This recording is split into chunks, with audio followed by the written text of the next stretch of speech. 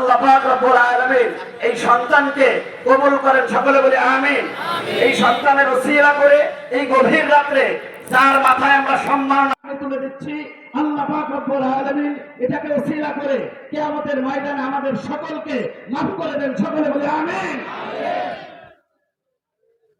আলহামদুলিল্লাহ। দেখেন এই দৃশ্য, কিয়ামতের ময়দানে হাফেজে কোরআন সে তার ওসিলা করে তার বাবা মার মাথায় নূরের পাগড়ি পরানো হবে, সকলে বলেন আলহামদুলিল্লাহ। আমাদের কি মনে চায় না যে আমার সন্তান হাফেজ হবে? ভাই চাই না?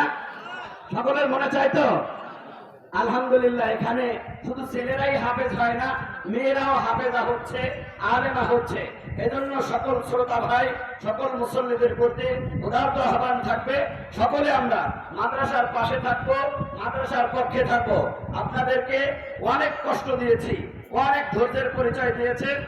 আর দেরি নয়, এখনই আলোচনা হবে।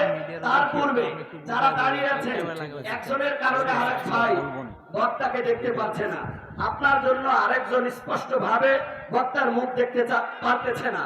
আপনি দেখছেন, একটু সবাই বসে যায় ভাই, ত্রিপাল রয়েছে, একটু বসে যায় ভাই।